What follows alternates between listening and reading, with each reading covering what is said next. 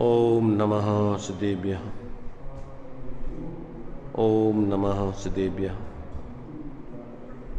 ओम नमः सदेभ्यः। मंगलम भगवान वीरो मंगलम गौतमो गणी मंगलम कुंद कुंदाद्यो जैन धर्मोस्तु मंगलम सर्वमंगल मांगल्यम सर्वकल्याणकारकम प्रधानम सर्वधर्माणां जैनम जयतु शासनम जैनम जयतु शासनम वंदितो सर्वसिद्धे ध्रुवमचल मनोभवं गतिं पते मोक्षामि समय पाहुड़ मृणमो शुद्ध केवली भणिदम् नमः समय साराय स्वानुभूत्या चकाशते चित्सुभावाय भावाय सर्वभावान्तरच्छिदे।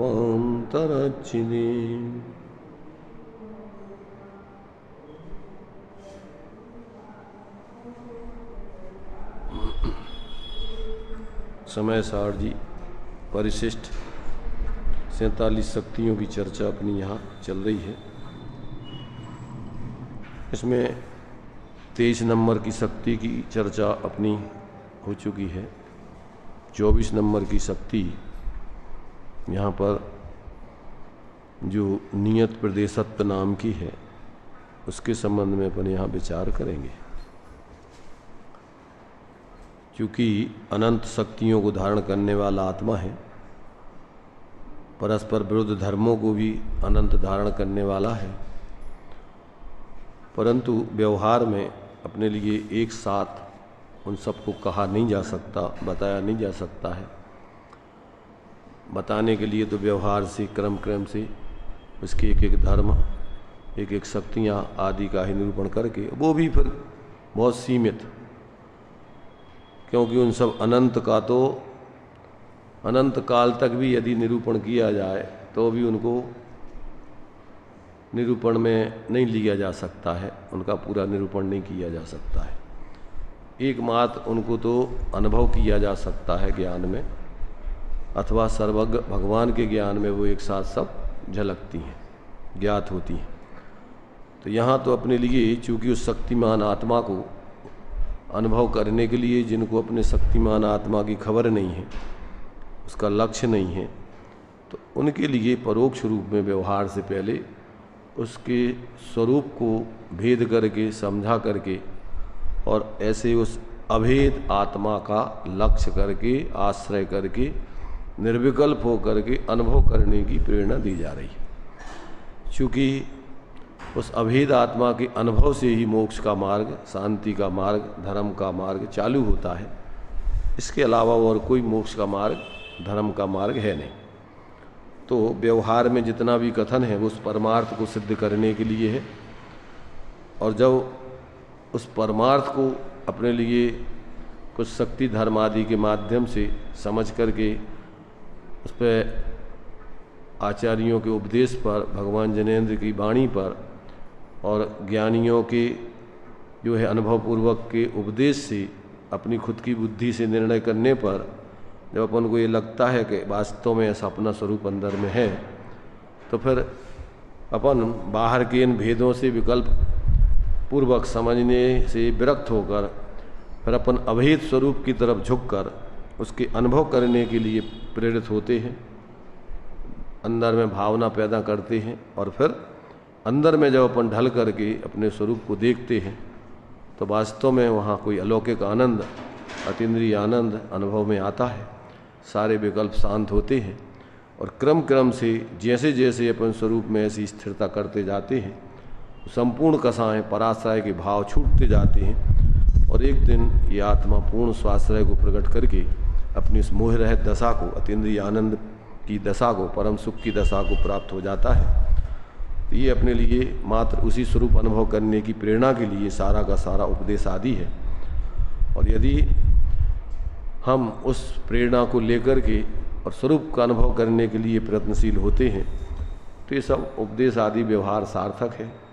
और यदि मात्र हम इसी में संतुष्ट होकर अपने थोड़े बहुत इन सुख कार्यों में उपयोग को लगाकर और संसार के कामों में लगे रहते हैं तो इससे कोई प्रयोजन की सिद्धि नहीं होती। अनंत काल व्यतीत हो गया और आज तक जीव को ऐसे अपने स्वरूप का बोध होकर के मोक्ष मार्ग की सिद्धि नहीं हुई। इसलिए मात्र इस व्यवहार धर्म में अटके रहना योग्य नहीं है, या फिर मंद कषाय पूर्वक संसार के ही कामों में लगे रहना योग्य नहीं है, अथवा तीव्र कषाय से संसार के कामों में लगे रहना योग्य नहीं है। लोग सोचते हैं कि बाहर में जितना ज़्यादा संग्रह आदि कर लेंगे, जितने भोग संयोग सामग्री इकट्ठी कर लेंगे, उससे हम सुखी हो जाएंगे, तो वो तो होता नहीं है, व्यवस्था है नहीं। तो जब जिन जीवों को ये बात समझ में आ जाती है और फिर वो अंतर में अपने उस एकत्व भक्त आत्मा को निर्विकल्प होकर अनुभव करते हैं तो ही उनकी जो है ये परान्मुखी वृत्ति की आकुलता शांत होती है और स्वाश्रय से उनके क्रमशः फिर जो है निराकुलता, धर्म, सुख, अतीन्द्रिय आनंद, मोक्ष का मार्ग, शांति का मार्ग, परमार्थ धर्म उनके जीवन में आता है और उनका सब भ्रम दूर होता है और फिर किसी प्रकार से उनको बाहर में कोई रुचि रस नहीं रहता है। पर जब तक वो पूर्ण वीतराग दशा को प्राप्त नहीं होते हैं तब तक वो अपने स्वरूप से जुड़े रह करके सविकल्प दशा में बाहर में ये विवेकपूर्वक प्रवृत्ति करते हैं व्यवहार धर्म आदि के कार्यों में, अथवा अपने जो कुछ भी शारीरिक व्यवस्था आदि संबंधी कार्यों में जो भी प्रवृत्ति होती है उनको बहुत ही विवेकपूर्वक अनासक्त भाव से भेद विज्ञान पूर्वक होती है और वो क्रम क्रम से फिर अपनी वीतरागता को बढ़ाकर उसका भी अभाव करके पूर्ण उस वीतराग सर्वज्ञ दशा को प्राप्त करते हैं। तो ये अपन को इन शक्तियों के माध्यम से उस शक्तिमान को परोक्ष रूप से कुछ अपन को दर्शा रहे आचार्य देव कि भाई देखो अपना स्वरूप इस प्रकार से है। आज तक जीव अपने स्वरूप को भूलकर भ्रमित है और चतुर्गति का पात्र बना है। तो देखिए अभी 24 नंबर की शक्ति में आचार्य देव ये बता रहे हैं कि आत्मा में एक नियत प्रदेशत्व नाम की शक्ति है। उसका क्या काम है, संसार दशा में क्या स्थिति रहती है, वो सब इसमें अपन को थोड़े संक्षेप में आचार्य अमृतचंद देव ने टीका में लिखा है, उस पर अपन देखिए विचार करते हैं। तो ये 24 जो नंबर की शक्ति है उसका स्वरूप संस्कृत में जो दिया है देखो पहले उसको पढ़ते हैं। आसंसार संहरण विस्तरण लक्षत किंचित ऊन चरम शरीर परिमाण अवस्थित लोकाकाश सम्मित आत्म अवयवत्व लक्षणा नियत प्रदेशत्व शक्ति। क्या नाम दिया शक्ति का? आसंसार संहरण विस्तरण लक्षित किंचित ऊन चरम शरीर परिमाण अवस्थित लोकाकाश सम्मित आत्म अवयवत्व लक्षणा नियत प्रदेशत्व शक्ति। उसका हिंदी क्या हुआ? जो अनादि संसार से लेकर संकोच विस्तार से लक्षित है और जो चरम शरीर के परिमाण से कुछ न्यून परिमाण से अवस्थित होता है मोक्ष दशा पाने पर, ऐसा लोकाकाश के माप जितना माप वाला आत्म अवयवत्व जिसका लक्षण है, यानी आत्मा के प्रदेश जिसका लक्षण है, ऐसी नियत प्रदेशत्व शक्ति जानना चाहिए। कोष्टक में लिखा हुआ है आत्मा के लोक परिमाण असंख्य प्रदेश नियत ही हैं, निश्चित ही हैं। वे प्रदेश संसार अवस्था में संकोच विस्तार को प्राप्त होते हैं और मोक्ष अवस्था में चरम शरीर से कुछ कम परिमाण से स्थित रहते हैं। ऐसा इसका स्वरूप जानना चाहिए। तो अपन को चूंकि इन शक्तियों के माध्यम से शक्तिमान आत्मा का स्वरूप बताया जा रहा है, तो संसार अवस्था में चूंकि आत्मा के परमार्थ से नियत लोक प्रमाण असंख्यात प्रदेश निश्चित हैं, परंतु उस प्रदेशों का संसार अवस्था में जिस शरीर में आत्मा रहता है, छोटे बड़े, उस शरीर प्रमाण, उसमें पर्याय में संकोच विस्तार नाम की शक्ति होती है। उसके कारण से वो छोटे बड़े शरीर प्रमाण, उसके जो असंख्यात प्रदेश हैं, वो संकोच विस्तार करके उतने शरीर प्रमाण हो जाते हैं। और जिस समय ये जीव मोक्ष दशा को प्राप्त होता है, तो अंतिम शरीर से जो चरम शरीर होता है, उस चरम शरीर से किंचित न्यून आत्मा के प्रदेश, जब 8 कर्मों का अभाव हो जाता है, तो फिर वो उस अंतिम शरीर से, चरम शरीर से किंचित न्यून प्रदेश, उसके सदा के लिए, अनंत काल तक के लिए स्थित हो करके, और वो उस सिद्ध दशा को, शांत दशा को प्राप्त होके हमेशा जीव ऐसी अपनी उस शुद्ध दशा को धारण करके रहता है।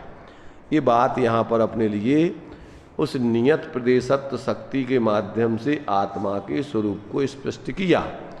तो इसका मतलब ये हुआ कि आत्मा चाहे संसार में रहे, चाहे मोक्ष में रहे, पर उसकी असंख्यात प्रदेश तो निश्चित हैं, नियत हैं, उनसे घटबड़ प्रदेश नहीं होते उसकी। अब पर्याय में उसका संकोच विस्तार होकर के संसार दशा में रहना और मोक्ष दशा में अंतिम शरीर प्रमाण उसकी संकोच करके प्रदेश रहना, ये उसकी पर्यायगत योग्यता का स्वरूप है। तो वो भी फिर उसके ये भी नियत प्रदेश हैं उसके। कैसे प्रदेश नियत हैं कि संसार दशा में जो शरीर मिलता है, उस शरीर प्रमाण ही वो प्रदेश संकोच विस्तार करके हो जाते हैं। ये इस प्रकार से होना उनका नियत है संसार में। और अंतिम मोक्ष दशा में जो चरम शरीर है, उस शरीर से किंचित न्यून आत्मा के प्रदेश रहें, ये भी नियत है। परंतु वो प्रदेश भले ही चाहे वो चींटी के शरीर में हो, अथवा सूक्ष्म निगोदिया लब्धिया पर्याप्तक का शरीर हो, और चाहे वो स्वयंभू लवण समुद्र का तंदुल मत्स्य का, बड़े तंदुल नहीं, महामत्स्य का शरीर हो, 1000 योजन लंबा, 500 योजन चौड़ा, 250 योजन मोटा, पर आत्मा के भी असंख्यात प्रदेश तो नियत हैं, ज्यों के त्यों उतने ही रहेंगे। तो वो चूंकि जब केवली समुद्घात करता है आत्मा, तो उस समय जो है वो लोक प्रमाण मात्र होते हैं, और बाकी समय वो असंख्यात तो वो रहते ही हैं। भले ही वो संकोच विस्तार करके पर्याय में छोटे बड़े शरीर प्रमाण रहे, अथवा मोक्ष अवस्था में अंतिम शरीर से किंचित न्यून आकार वाले रहें, पर उन प्रदेशों की संख्या में कोई कमी नहीं आती। वो प्रदेश तो उसके निश्चय से असंख्यात प्रदेश ही बने रहते हैं, ऐसा जानना चाहिए। अच्छा, अब एक बात और अपन को जो है शास्त्रों में आती है कि आत्मा छोटे शरीर में आकर के सुकड़ करके वो कितना हो सकता है, क्या वो एकाध प्रदेश पर आ जाए, ऐसा हो सकता है? तो कहते नहीं हो सकता है। वो कितना भी संकोच करके रहे, पर उसके लोक के असंख्यात प्रदेशों को ही घेरेगा। असंख्यात का मतलब वो लोक प्रमाण असंख्यात नहीं, असंख्यात के असंख्यात भेद हैं। तो जितना छोटा शरीर हो वो, फिर भी वो शरीर उतने उसके असंख्यात प्रदेश ही कहलाएंगे। दो चीजें हो गई, एक तो आत्मा के असंख्यात प्रदेश से कम नहीं हो सकते, और लोक के भी असंख्यात ही प्रदेश घेरेगा। लोक के असंख्यात, लोक के प्रदेश चूंकि पूर्ण उत्कृष्ट रूप से तो असंख्यात फैलाव वाले प्रदेश हैं भी, परंतु अपन जैसे अंतर्मुहूर्त का काल एक आवली से एक समय अधिक और 48 मिनट से एक समय कम, ये क्या कहलाता है? इस सब का नाम अंतर्मुहूर्त है। तो एक आवली से एक समय अधिक वाला अंतर्मुहूर्त, और एक 48 मिनट से एक समय कम वाला अंतर्मुहूर्त, इसमें बहुत अंतर है। ऐसे ही जो सबसे छोटे से छोटे शरीर वाला असंख्यात प्रदेश होंगे, वे जैसे अंतर्मुहूर्त का एक आवली और एक समय अधिक है, ऐसे ही सबसे हीन असंख्यात वाले होंगे। चींटी तो बहुत बड़ी होती है। लब्धि पर्याप्तक निगूदीय जीव जो होता है उसका सबसे छोटे प्रदेशों की स्थिति है। अरे लब्धि पर्याप्तक और पर्याप्तक सब होते निगूदिया। तो निगूदिया के भेद तो अलग अलग हैं, सूक्ष्म हैं, बादर भी हैं, निगूदिया सब प्रकार की हैं। तो अब उसमें अपने लिए यहाँ तो लब्धि पर्याप्तक निगूदीय जीव का सबसे छोटा माप है वो। इससे छोटे शरीर और किसी जीव के नहीं होते, कम प्रदेशों को घेरने वाले। तो वो स्थिति, हाँ, वो लब्धि पर्याप्तक वाले के होते हैं। एक श्वास में 8-10 बार तो मनुष्य भी होता है। लब्धि पर्याप्तक जितने जीव हैं, चाहे वो 1 इंद्रिय हो, चाहे 2 इंद्रिय हो, चाहे 3 इंद्रिय हो, चाहे 4 इंद्रिय हो, चाहे पंचेंद्रिय असंगी हो, चाहे संगी हो, चाहे मनुष्य हो, चाहे त्रियंश हो, इन 2 में ही एक श्वास में 8-10 बार जन्म मरण होता है। मनुष्य और त्रियंश गति के जीवों में ही होता है। देवों में और नारकियों में स्थिति नहीं बनती, उनकी लब्धि पर्याप्तक जीव नहीं होते।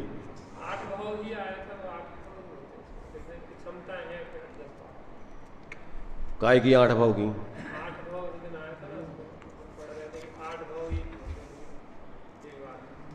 8 भाव होते हैं। एक बार में जो बतलाए हैं कि 8 भाव स्त्री के, 8 पुरुष के, 8 नपुंसक के, तो ये लब्धि पर्याप्तक जीव भी नपुंसक ही होते हैं। ये पुरुष स्त्री के भेद तो इनमें होते नहीं हैं, क्योंकि जितने भी सम्मूर्छन जीव होते हैं वो सब नपुंसक होते हैं। नारकियों में तो नपुंसक होते ही हैं, वो अलग चीज हो गई। परंतु यहाँ पर मनुष्य त्रियंचों में तीनों प्रकार के जीव होते हैं। स्त्री भेद वाले पर लब्धि पर्याप्तक जीव सभी नपुंसक होते हैं। पर्याप्तक जीवों में 3 भेद होते हैं, उसमें स्त्री भी होती हैं, पुरुष भी होते हैं, नपुंसक भी होते हैं। ऐसे त्रियंचों में और मनुष्यों में ये तीनों भेद पाए जाते हैं पर्याप्तकों में। पर अपर्याप्तक जितने जीव हैं वे सब नपुंसक होते हैं। तो यहाँ तो अपन को जो बात चल रही है, निगूदिया के शरीर में नहीं, निगूत शरीर जो कहलाता है, उस निगूत शरीर में, एक निगूत शरीर में जितने सिद्ध हो चुके आगे होंगे, उससे भी अनंत गुणे जीव उस एक निगूत शरीर में पाए जाते।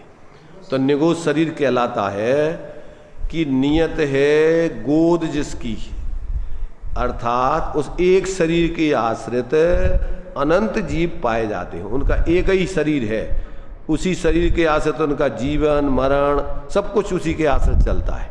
वो शरीर नष्ट हो गया, सब जीवों का मरण हो गया। वो शरीर है, सब जीवों का जन्म चल रहा है। तो वो एक शरीर के आश्रित होते वो जीव आते जाते बने रहते हैं, तो वो अलग व्यवस्था है। परंतु अभी जैसे एक शरीर के आश्रित जो निगूदीय जीवों की संख्या बतलाई है, उसमें जो रहने वाले कि उसमें आज तक जितने सिद्ध हुए हैं और आगे जितने होंगे भविष्य में, उससे भी अनंत गुणे जीव अकेले एक निगूदीय शरीर में होते। और एक सुई की नोक बराबर में अनेकों निगूदीय शरीर होते, एक निगूदीय शरीर नहीं होते। समझ रहे ना? तो उसमें जो है अपने लिए जो जितने भी गणंत पदार्थ होते हैं, उनमें इस प्रकार के जो है, वैसे तो निगूत शरीर जो है एक शरीर के आश्रित अनंत जीव अपना, जैसे मान लो मांस वगैरह है शरीर, माने त्रियंच मनुष्यों के जो आधारिक शरीर हैं, उसके आश्रित मांस के आश्रित भी निगूदीय जीव रहते हैं। इसलिए उनमें एक एक शरीर अलग अलग है। तो उसमें जो है अपन जो इसके करणानुयोग में जो विधान बताया है, तो अंतिम स्थिति है उसका वो शरीर, निगूत शरीर, उस एक निगूत शरीर के आश्रित अनंत जीव पाए जाते। तो ऐसा जो है अपन को यहाँ पर एक त्रस पर्याय के काल में इनका जो है मनुष्यों के लिए जैसे नपुंसकों का मन जो मिलता है भाव, तो जैसे 8 भाव मिले, ये तो त्रस पर्याय के जीव है। त्रस पर्याय का काल साधिक 2000 सागर है। तो साधिक 2000 सागर में किस जीव को, त्रस जीव को कितने भाव मिलते हैं, तो वो भावों की बात बता रहे हैं।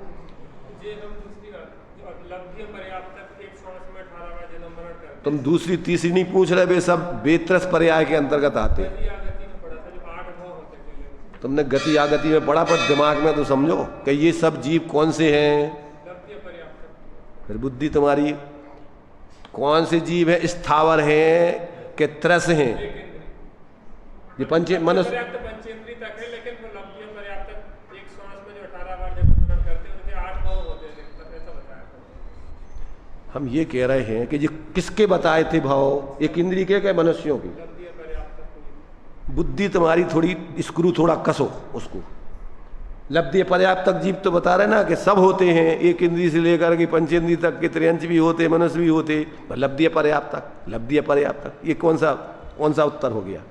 जो 18 बार जन्म मरण होता है श्वास में, वो कौन कहलाते हैं? लब्धि पर्याप्त तक कहलाते एक हैं। ही बात लिखी थी उसमें, वो तो समझ में नहीं आ रहा कि 8 भाव ही होते हैं, देखकर जिनके श्वास में 18। तो समझो ज़्यादा प्रश्न अभी मत करो यहाँ पर अभी टाइम नहीं है उतना अपने पास।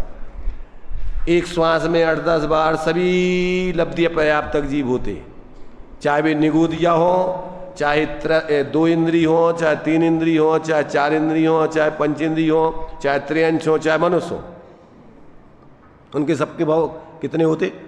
एक श्वास में 8-10 बार जन्म्यो मर्यो भर्यो दुख भाग। किसके? लब्धि पर्याप्त तक जीवों के।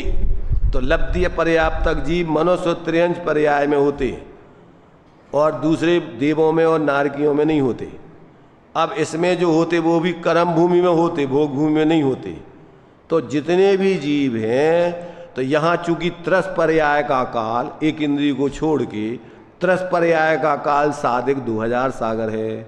तो साधिक 2000 सागर में ये मनुष्यों के भवों की बात है। कौन सी? जो 8 नपुंसक की, 8 पुरुषों की, 8 स्त्रियों की, तो ये उसकी बात लिखी मैंने बोल रहे हैं। तो अब ये किसके भाव चल रहे कि ये मनुष्यों की तरस पर्याय में काल, क्योंकि साधिक 2000 सागर है। अब उसमें वैसे तो देखो उसमें कितने देवों के भाव कितने हैं? 2000 का हिसाब दिया जो कितने हैं? 1360 और 640 नारकियों के हैं। बाकी रूगन में है सब। कौन से? जो त्रियंचों के हैं और जो मनुष्यों के हैं वे साधक में हैं। 2000 सागर तो निकल गए जी देवों के और नारकियों के, और बाकी रह गए अकेले जो मनुष्य त्रियंच। तो उनके तो कुछ, जैसे अपन सब्जी खरीदते ना, तो थोड़ा भैया थोड़ी मिर्च दे दो या थोड़ी सी धना डाल दो में, तो रूगन के हैं जी सब, ऐसा समझो। हाँ, 2 इंद्रिय से पंचेंद्रिय तक के त्रियंच और मनुष्यों के भाव वे सब रूगन में चले जाएंगे। हैं? जरूरी नहीं है लगातार के, वो तो एक बार जन्म हुआ दूसरी पर्याय में चले गए, फिर आकर के एक बार जन्म ले लिया। लगातार लेना है तो लगातार ले सकते हो, वो एक अलग चीज़ है, पर इससे ज़्यादा नहीं मिलेंगे। वो जितने उसके भाव निश्चित हैं त्रस पर्याय के, बस उस पर्याय से ज़्यादा त्रस पर्याय के जीवों का काल एक परावर्तन में ज़्यादा नहीं मिलता है। फिर अन्य परावर्तन करो तो उसमें फिर मिलेंगे वही साधिक 2000। तो ऐसे जो है साधिक 2000 सागर की जो आयु होती है त्रस जीवों की, हाँ, उसमें अपन को एक पंच परावर्तन, एक परावर्तन किया, फिर चलेगा निगोत। अब निगोत से फिर निकल के आओगे तो फिर यहाँ पर फिर त्रस पर्याय में। अब वो चूंकि बुद्धिपूर्वक तो मिलती नहीं है, वो पर्याय तो मिलती है अपने लिए योग्यतानुसार। अब काल लब्धि बलते दयाल तुम दर्शन पायो। तो अब काल लब्धि से निकल करके उनकी पर्यायगत योग्यता से त्रस पर्याय में आते हैं। निगोद से जीव निकलता है तो कभी बुद्धिपूर्वक तो प्रयत्न है नहीं होता क्या है वो तो उनकी पर्यायगत योग्यता से ही वहाँ से निकल पाते हैं। वो जब जिसकी होनहार अच्छी है वहाँ से निकलेंगे। एक 608 जीव 6 महीने 8 समय में निकलते हैं और 608 यहाँ से मुक्त चले जाते हैं, और यहाँ की संख्या बराबर ज्यों की त्यों बनी रहती है। एक इंद्री से लेकर के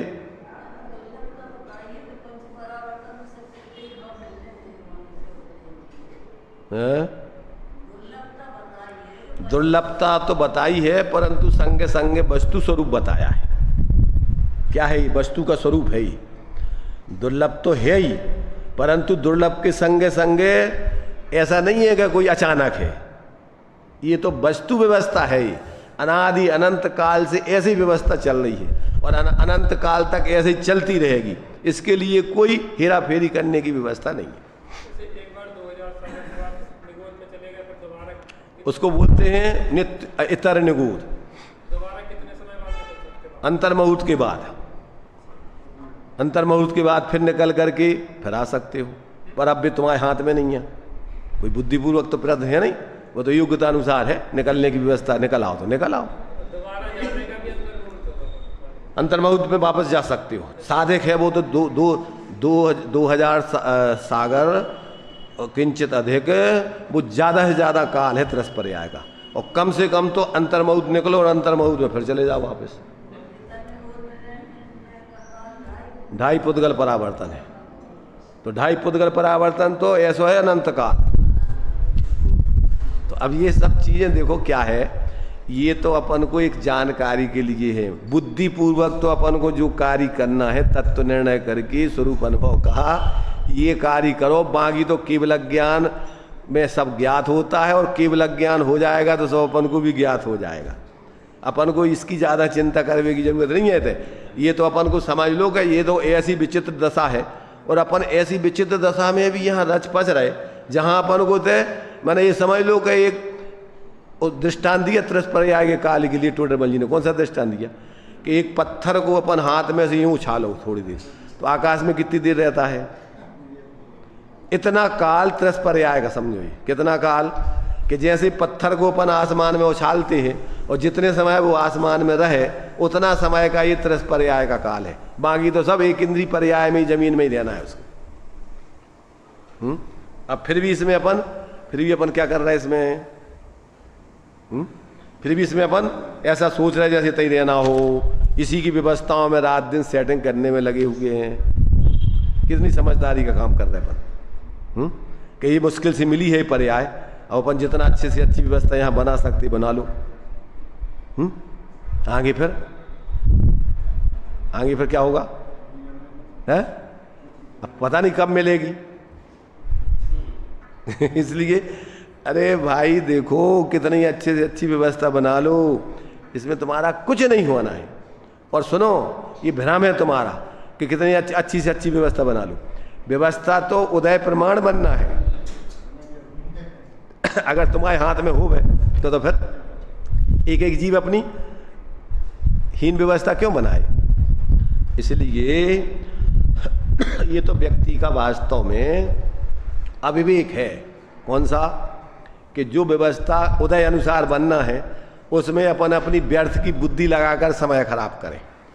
जो व्यवस्था अपने पुरुषार्थ से बनना है और जिसमें अपना हित शाश्वत हित होना है उस व्यवस्था में तो अपनी बुद्धि लगाए नहीं, और जो व्यवस्था तुम्हारे हाथ में नहीं है उस व्यवस्था में बुद्धि लगाकर समय खराब करके और अपने मनोभाव को बर्बाद करना, ये कौन सी समझदारी का काम है। अपन यहाँ पैदा हुए हैं, सोच करके आए हैं, सेटिंग करके आए हैं, और यहाँ जो अपन को हम जो कछु लाभ मिल रहा है वो अपने सोचने से मिल रहा है। अपन सोचते क्या क्या है और होता क्या क्या है, तो वो तो उदय प्रमाण व्यवस्था बन रही। अब उसमें अपन को जरूरत ही नहीं है बुद्धि लगाने की। बुद्धि तो लगाना चाहिए जहाँ अपन जिसकी बुद्धि है, ऐसे अपने उस बुद्धि को धारण करने वाले उस आत्म स्वरूप को अंदर में अगर अपन देखें, उसका अनुभव करें और ये सारे विकल्पों से हटें, तो अपने लिए जो कार्य आज तक नहीं हुआ और जिसकी फिर अपन को इस व्यवस्था बनाने की जरूरत ही नहीं पड़ेगी, जिसमें अपन को ये व्यवस्था चाहिए ही नहीं। फिर कौन सी व्यवस्था? जब अंदर में अपन अपने स्वरूप से जुड़ जाए तो फिर बाहर की व्यवस्था की जरूरत ही नहीं है ना। फिर तो अपन को फिर तो अपने शाश्वत जीवन से जुड़ करके अपना अतीन्द्रिय आनंद भोगते हुए ऐसी शरीर रहित दशा को पा करके अनंत काल तक के लिए पूर्ण सुखी हो जाएंगे। तो अपन को आचार्य यहाँ प्रेरणा तो ये दे रहे हैं कि भैया ये कार्य कर लो, इसके लिए तुम्हारे लिए ये उपदेश है। ये उपदेश आपको इस बाहर की व्यवस्था की सेटिंग करने के लिए नहीं मिल रहा है, और मात्र खाना पूर्ति के लिए नहीं मिल रहा है कि समय पास करके अपने थोड़ा धर्म में एक आध घंटे का और अपन अपने काम में लगे रहे। ऐसा खाना पूर्ति से अपना इस धर्म का प्रयोजन सिद्ध होने वाला नहीं है। यहाँ तो अपन को समझ करके प्राणपण से लग करके जब तक अपन को भेद विज्ञान आत्मज्ञान ना हो जाए और जब तक अपन को पूर्ण वितराग दशा नहीं हो जाए, क्यों कि पूर्णता के लक्ष्य से की गई शुरुआत ही सच्ची मोक्ष मार्ग की शुरुआत होती है। जो भी जीव इस मार्ग में आता है वो पूर्णता के लक्ष्य से ही लक्ष्य को लेकर के आता है, अपूर्णता के लक्ष्य से नहीं कि चलो देख लें थोड़ा कैसा इसमें क्या स्वाद आता है, कैसा, फिर छोड़ देंगे अपन। ऐसे व्यक्तियों को तो प्राप्त होते ही नहीं है। जो व्यक्ति पहले तत्व निर्णय करके संसार की असारता को समझ करके और फिर अपनी शाश्वतता को समझ करके अंदर में अपने उस शाश्वत सुख के स्वरूप का निर्णय करके जब प्राणपण से लगता है तो फिर तो वो अपनी उस पूर्ण वीतराग दशा को प्राप्त किए बिना कहीं रुकता नहीं, अटकता नहीं, कहीं भटकता नहीं। और एक बार व्यक्ति अगर इस मार्ग पे आ जाए और अगर इस मार्ग का जो है इसके लिए रसास्वादन मिल जाए तो फिर तो वास्तव में वो जीव, उसको टिकट मिल गया। क्या कहा? उसके लिए मोक्ष जाने का टिकट मिल गया। अब वो जीव संसार में ज़्यादा रुकने वाला नहीं है। तो ये अपन को यहाँ पर देखो, इस शक्ति में अपन को जो बात बताई जा रही है उससे अपन समझे थोड़ा कि अपन अपनी सीमा कहाँ है, अपन अपनी सीमा को कहाँ देख रहे हैं, अपनी सीमा है कहाँ।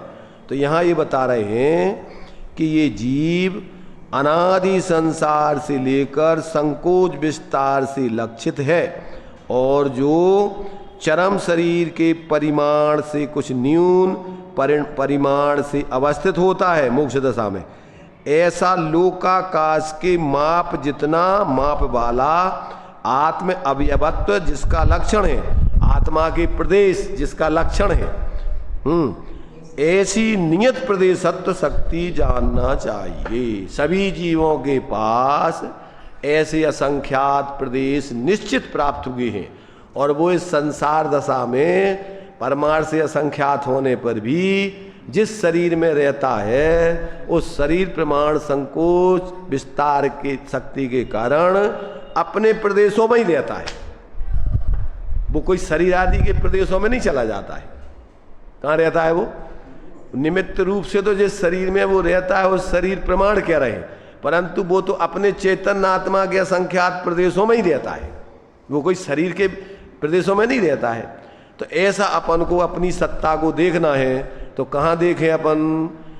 इस शरीर में, इस शरीर से पृथक ज्ञान लक्षण से लक्षित इस शरीर प्रमाण असंख्यात प्रदेशी अपनी आत्मा विराजमान है। देखो ये बताया है कि आत्मा में जो 8 बीच की मध्य रुचक आदि 8 प्रदेश हैं, उन 8 प्रदेशों में संकोच विस्तार नहीं होता है। क्या कहा? वो केंद्र हैं, वो स्तनाकार जो 8 प्रदेश मध्य के होते हैं आत्मा के, वो केंद्र हैं, उनको ही आधार बना करके बाकी प्रदेशों का संकोच विस्तार होता है। क्या? नाभि अपन को मध्य में नाभि होती, क्या होता है? शरीर की अपेक्षा कथन है। आत्मा की अपेक्षा तो आत्मा के मध्य में रुचिक नाम है जिसका एक का, और 8 प्रदेशों के नाम भी दिए हुए साथ में। ऐसे वो 8 प्रदेश होते हैं गोस्तनाकार के, और वो स्थिर होते हैं, उनमें संकोच विस्तार नहीं होता। अगर उनमें संकोच विस्तार हो गए तो फिर आत्मा का केंद्र के बिना संकोच विस्तार नहीं हो सकता है। यदि हवा चलती ना तो बीच में एक की खाली स्थान होता है, उसी खाली स्थान को केंद्र बना करके चारों तरफ की हवा घूमती रहती। देखा तुमने? जो अंधड़ होता है तो अंधड़ में बीच में एक केंद्र होता है, उस केंद्र को बना करके चारों तरफ की हवा उसके चारों तरफ घूमती रहती। तो ऐसे ही उस 8 आत्मा के जो मध्य के जो 8 प्रदेश हैं, उन 8 प्रदेशों को ही केंद्र बना करके बाकी प्रदेशों का संकोच विस्तार समझते हो ना? एक के ऊपर एक आ जाना और फैल जाना, तो फैल करके भी अखंड ही रहेंगे। वो फैलेंगे तो पूरे लोक प्रमाण फैल जाएंगे, अखंड पूरी वस्तु रहेगी, और सुकड़ेंगे तो कितने लब्धि पर्याप्त तक निगोदीय जीव के शरीर प्रमाण हो जाएंगे, उतना हो जाएगा सबसे छोटे हिस्से। अपन सामान्य से समझ लो कि एक चींटी, सामान्य से एक चींटी होती है तो एक चींटी बराबर, और फैलेंगे तो पूरे तीनों लोगों फैल जाए। और शरीर की दृष्टि से देखें तो स्वयंभू लवण समुद्र का जो महामच्छ होता है उसके 1000 योजन लंबा, माने ये सोचो कि आप पूरा भारत है ना, जितना भारत इतना बड़ा, तो उसका मुंह बताया है कितना जितना भारतवर्ष है, इस भारतवर्ष प्रमाण तो अकेला उसका मुंह होता है। जब वो मुंह खुला रख करके वो बैठा रहता है, और उसके कान में जो तंदुल मच्छ रहता है तो वो क्या करता है कि वो देखता रहता है, इसका मुंह खुला रहता है, उसमें से सैकड़ों छोटी मोटी मछलियां आकर के निकलती जाती चली जाती हैं बिल्कुल। अब भारतवर्ष बराबर उसका मुंह होता है, तो अब कितनी मछलियां बड़ी बड़ी उसमें से आती जाती होंगी। तो अब वो कान में बैठा हुआ जो तंदुल मच्छी, वो देख देख करके ये कितना पागल है बताओ। अगर हम होते इसके स्थान पर तो मुंह बंद करके बंद ही कर लेते। हाँ, चावल के बराबर चावल समझ, तंदुल अपन बोलते तंदुल साली सुगंध अति परम अखंडित बीन। तो वो तो आकार बताया है, छोटा नहीं समझना उसको। उस मच्छी की अपेक्षा छोटा है, क्योंकि उसके कान, जब इसका मुंह भारतवर्ष बराबर होता है तो उसका कान कितना बड़ा होता होगा। फिर वही, जब वो 7वें नरक जाता है तंदुल मच्छ, तो वो छोटा मोटा मच्छ है। बच्चे सब नारायण सैनन के शरीर होते दोनों के दोनों 7वें नरक जाते। वो खा करके जाता है और वो विचार करके ही मात्र जाता है। वो खाता नहीं है, वो सोचता ही रहता है।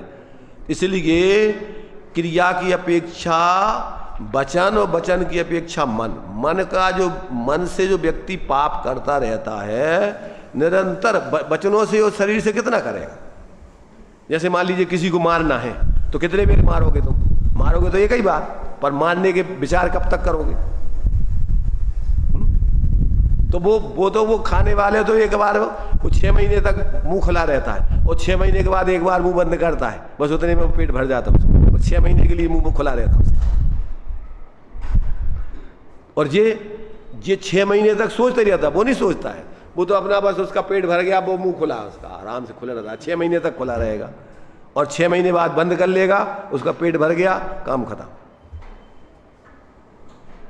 और ये 24 घंटे सोचता रहता है।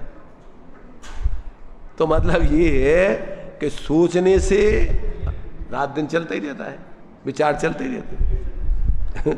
तो ये अपने लिए क्या है कि जब तक इस प्रकार से अपन को कि अपनी सत्ता मूल में है क्या, और अपन वास्तव में अपना स्वभाव है क्या, और अपन कर क्या रहे, अपने स्वरूप का तो लक्ष्य ही नहीं।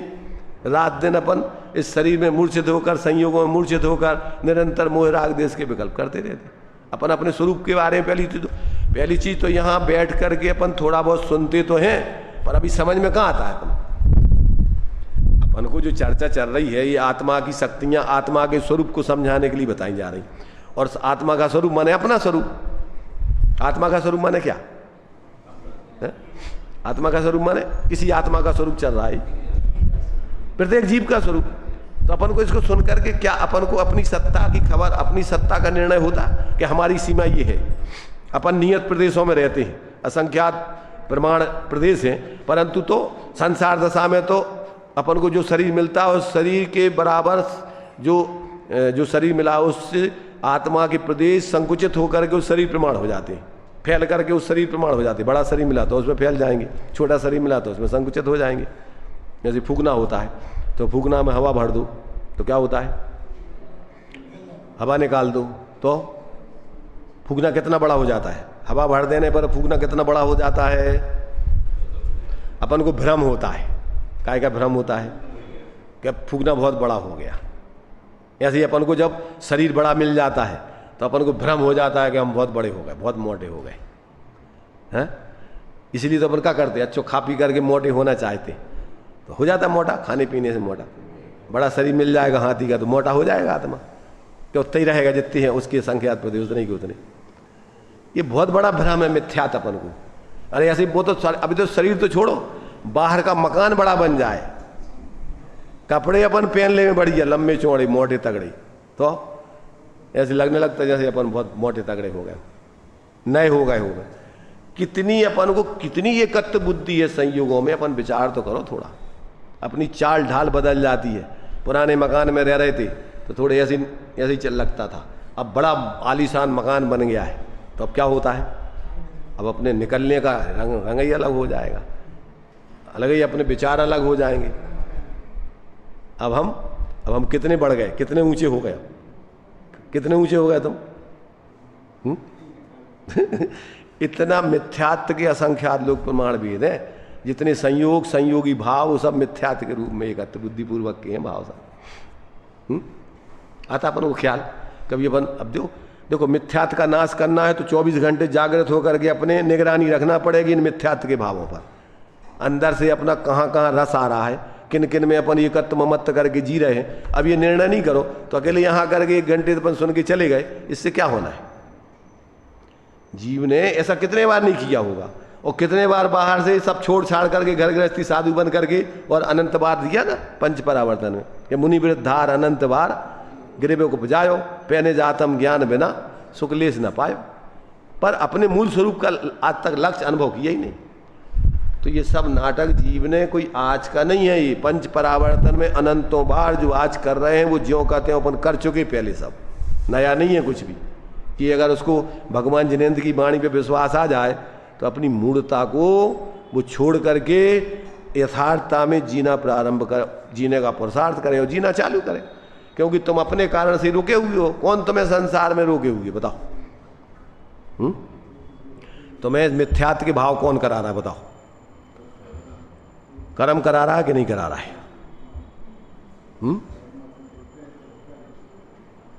बोल के भगवान के सामने सुना देते हैं, कर्म विचारे कौन भूल मेरी अधिकाई, अग्नि सहे घन घात लोहे की संगति पाई।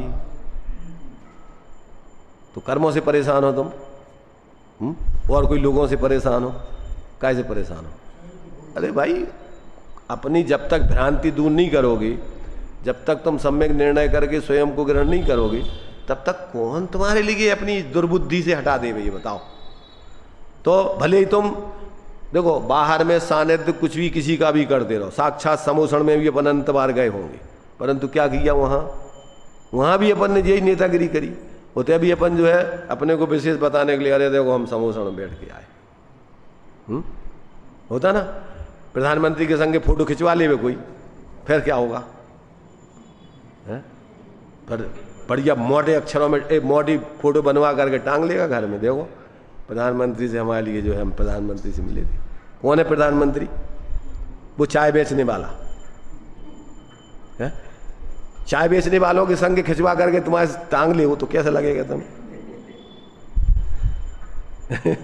मैंने देखो मानसिकता देखो, मिथ्यात्व के रूप देखो आप है? अभिषेक करते हुए सबकी भीड़ के संगे अपन फोटो खिंचवाएं और अकेले अभिषेक करें, कितना कैसा लगता है अपन को? है? कुछ नहीं लगता है कि धर्म भरम हो रहा है। भीड़ में अपनी फोटो खींच जाए तो अपन को लगता है और सबको बताएंगे देखो।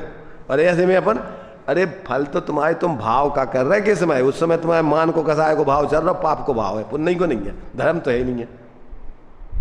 थोड़ा विद्धि से अपन, स्वाध्याय इसका नाम है, अपन अपने अभिप्राय, अपने परिणाम, अपनी मान्यता, अपन निरंतर क्या कर रहे विचार, कहाँ कहाँ 24 घंटे कैसे कर रहे, इसका निरीक्षण नहीं करेंगे तो धर्मात्मा बन नहीं सकते आप।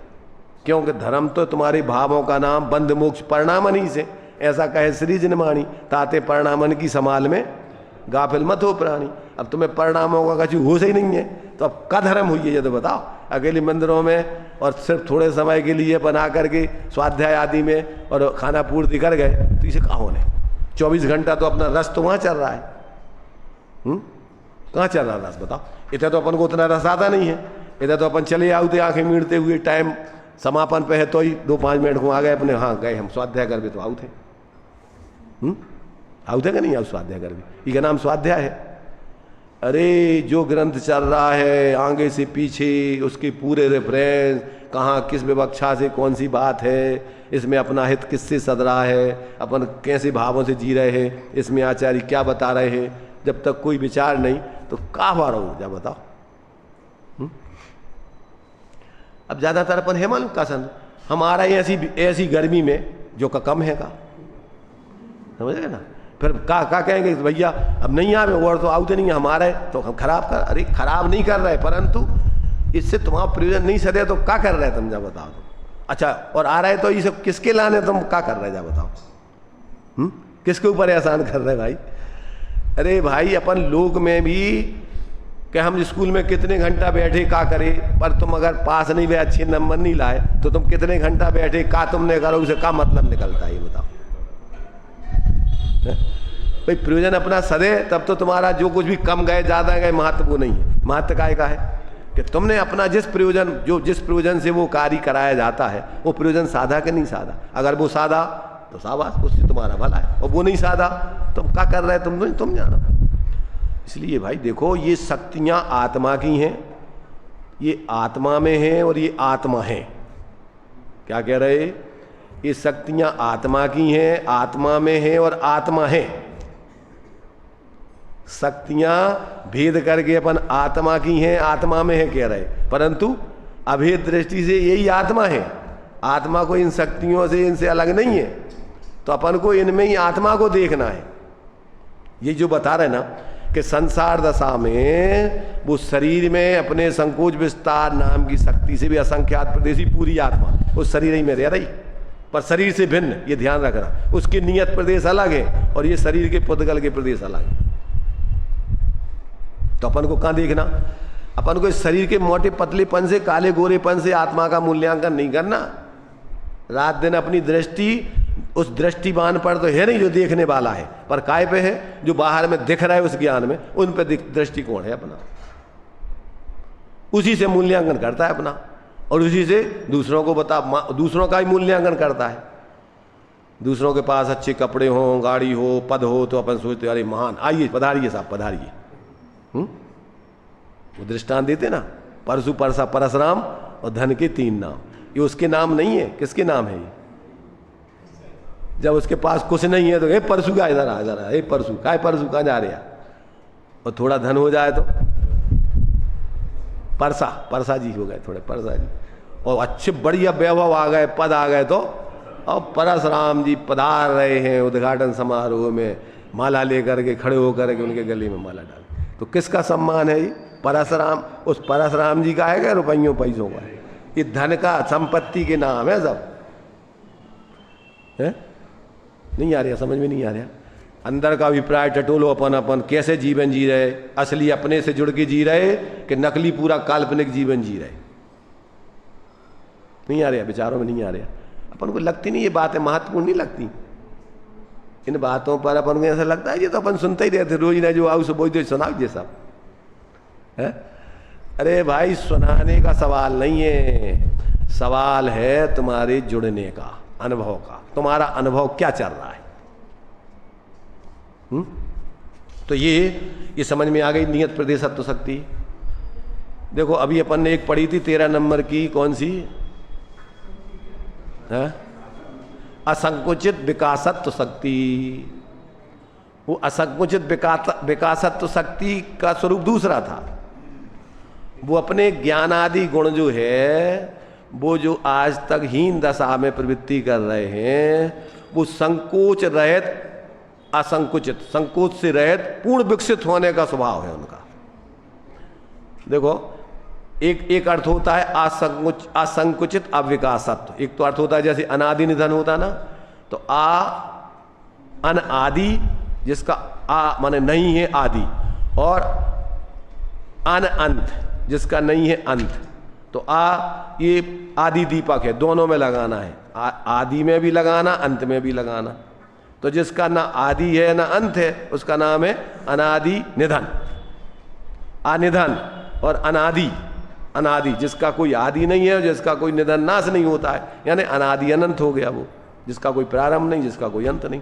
ऐसे ये एक, इसका एक अर्थ ये भी निकलता है, कौन सा? असंकुचित विकासत्व का, जिसमें ना संकोच होता है ना विकास होता है।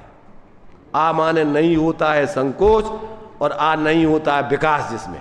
तो द्रव्य में तो ना कोई संकोच होता है ना कोई विकास होता है, गुणों में ना कोई संकोच होता है, गुणपने में गुण तो गुण ही रहते हैं, जितने हैं उतने ही रहते हैं, उसमें घटबड़ नहीं होते, उनमें ना कम बढ़ होते हैं। अब रह गई पर्याय। तो पर्यायों में क्या होता है? संसार दशा में लब्धि के क्या है, अक्षर के अनंत में भाग ज्ञान की हीनता हो जाती है, और फिर विकसित होकर के पर्याय बढ़ते बढ़ते पूर्ण केवल ज्ञान विकास हो जाता है, ऐसे दर्शन आदि का। तो ये पर्याय में ज्ञान की अवस्था में क्या होता है? संकोच विकास होता रहता है, घटते बढ़ते रहते हैं उसकी आत्मा की पर्याय का ज्ञान आदि। तो वो भी कहते हैं संकोच असंकुचित विकासत्व। तो दूसरा अर्थ होता है कि संकोच से रहित पूर्ण विकसित हो जाना, ये पर्याय का स्वभाव है उसका। संकोच में बने रहना, अपूर्णता में रहना, ये पर्याय का स्वभाव नहीं है। पर्याय का स्वभाव कैसा है? पूर्ण जैसा आत्मा में अनंत सामर्थ्य, ज्ञान, दर्शन, सुख, वीर्य आदि, पर्याय में भी पूर्ण विकास, संकुचित रहित पूर्ण विकास को प्राप्त होकर के परिणमित करते रहना, ये पर्याय का स्वभाव। उसका तो अपन को उसका तो वो बताया, और यहां बताया प्रदेशों का ही। वहां तो अपने गुणों में क्या है कि वो पूर्ण विकास, संकुचित रहित पूर्ण विकसित होकर के रहना, वो स्वभाव है आत्मा का, पर्याय का। और यहां क्या बताया? यहां तो संसार दशा में जिस शरीर में जाता है, उस शरीर में संकोच विस्तार के कारण से वो प्रदेश उतने हो जाते हैं, फिर भी असंख्यात ही रहते हैं और नियत रहते उस शरीर प्रमाण जितने भी हैं। वहाँ किसको छोड़ के? द्रव्य संग्रह में अपन ने गाथा पढ़ी थी, अणुगुरु देह पमाणो उपसंहारप्य सप्पदो चेदा असमोह दो व्यवहारा। समुद्घात से रहित, समुद्घात को छोड़कर जो शरीर मिलता है, उस शरीर प्रमाण आत्मा के प्रदेश संकोच विस्तार नाम की शक्ति कारण से हो जाते हैं। और बाकी कितने? निश्चय न दो असंख्य देशो वा, निश्चय से दो वो। तो यहां तो अपन को आत्मा के प्रदेश, जिस संसार दशा में जो शरीर मिलता है, उस शरीर प्रमाण संकोच विस्तार नाम से नियत रहें, और मोक्ष दशा में अंतिम शरीर से किंचित न्यून नियत रहें, फिर भी परमाण से वो असंख्यात ही रहें। ये उसका स्वरूप है। किसका? इस नियत प्रदेशत्व नाम की शक्ति का। ये यहाँ पर अपन को समझाया गया है। तो इस प्रकार जो अनादि संसार से लेकर संकोच विस्तार से लक्षित है, माने संकोच विस्तार रूप अपने शरीर प्रमाण देखना है, वहीं मिलेगी आत्मा पूरी। और जो चरम शरीर के परिमाण से कुछ न्यून परिमाण से अवस्थित होता है मोक्ष दशा में, तो वहाँ मिलेगी आत्मा उतने में ही। ऐसा लोकाकाश के माप जितना माप वाला परमाण से उसके प्रदेश वो कितने हैं? लोक में लोकाकाश के जितने प्रदेश हैं उतने प्रदेश रहते हैं वो सदा काल, उससे कम बड़े नहीं होते। उतना माप वाला आत्मा का अवयवत्व, यानी आत्मा के प्रदेशत्व है, पना है लक्षण जिसका, ये आत्मा के प्रदेशों का स्वरूप बता रहे कैसा होता है। हाँ, तो अवयवत्व जिसका लक्षण है, ऐसी ये नियत प्रदेशत्व नाम की शक्ति का स्वरूप जानना चाहिए। अवयवत्व माने होता प्रदेश, अवयव माने प्रदेश उसके। तो ये प्रदेशों का स्वरूप बता रहे हैं, ऐसे प्रदेशों का स्वरूप है ये। संसार दशा में शरीर प्रमाण छोटे बड़े, मोक्ष दशा में अंतिम शरीर से किंचित न्यून प्रदेश, और परमार्थ से लोक प्रमाण असंख्यात प्रदेश ही जिसका लक्षण है। ऐसे नियत प्रदेशत्व ये आत्मा के अवयवत्व का हो या प्रदेशत्व का हो, ये उसकी शक्ति का स्वरूप है। ऐसा प्रदेशों नियत प्रदेशों की शक्ति का स्वरूप जानना चाहिए। द्रव्यपने से असंख्यात प्रदेश, पर्यायपने से संसार में शरीर छोटे बड़े शरीर प्रमाण, और मोक्ष दशा में अंतिम शरीर से किंचित न्यून, ऐसी उसकी दशा जानना चाहिए। इस प्रकार से ये अपने लिए 24 नंबर की जो शक्ति है नियत प्रदेशत्व, उसका स्वरूप समझना चाहिए। तो आत्मा को अपन को वहाँ देखना चाहिए जहाँ आत्मा का ये प्रदेश रहते हैं, वो आत्मा है पूरी। ये बात यहाँ सिद्ध की गई। चलिए।